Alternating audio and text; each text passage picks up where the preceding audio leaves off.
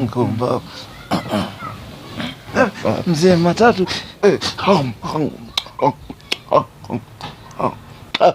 Kula sasa. Kula sasa. Halo, wewe Kimwaga. Niambie Side kama Side. Eti, hivi maandiko yanasema Mungu alitukabidhisha kila kitu vilivyopo kwenye hii dunia. Ndio Side, kila kitu.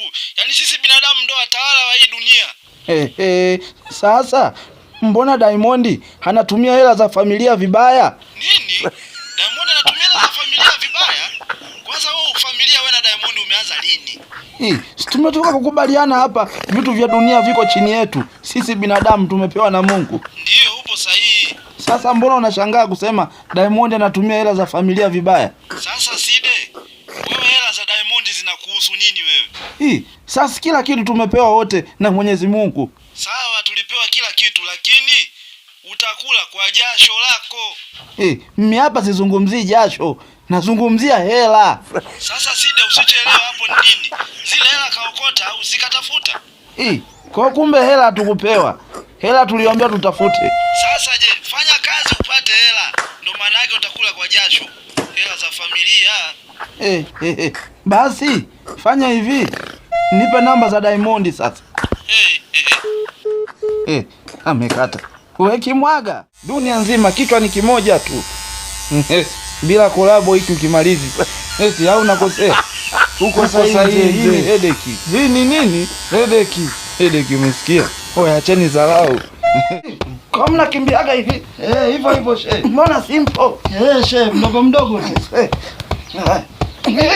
Mbona inaongezeka? Sina wewe uongeze mwendo shehe. Njoni muizime. Shehe, ulisema simple wewe. Kasa ndio iongezeke. Sida njoni mnitoe. Yaani na wewe ongeza mwendo. Mwanzo nimefunga mjue. Tunajua shehe wetu ufanya mazoezi. Mama yangu alizimiki. Sida njoni mnitoe. Na swaumu mwenzenu. Shehe ulisema simple wewe. Mama yangu nitafia hapa mjue. Nitoe. Sida mimi namtoa. Kimwaga mwache alipanda mwenyewe. Mwache sasa alitaka mwenyewe. Baba Kizibo, muda wote hai masaa matatu kamata hivi mshenzi, geuza hivi, changamka. Watoto wanajapa, si umemaliza? Haya, fanya fast, ulete watoto na njaa. Kumbe simple. Mama yangu. Wewe Mama Kizibo, njoo malize kazi yako, umeniponza. Mama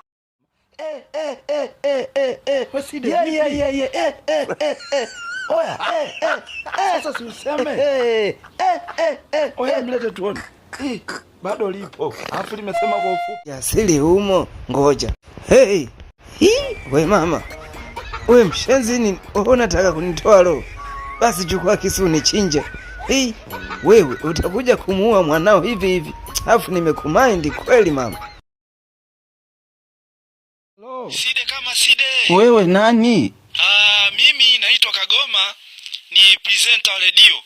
Na hivi hapa tunavyoongea tupo live. Tupo live kivipi? Wakati mimi nipo nyumbani. Kwanza live ndo wapi upo? Yaani namaanisha unasikika redioni. Na hapa hivi mashabiki zako wanakusikia. Hivyo sema kitu kwa ajili yao. Niseme nini? Sema kitu Side, uko live, sema kitu.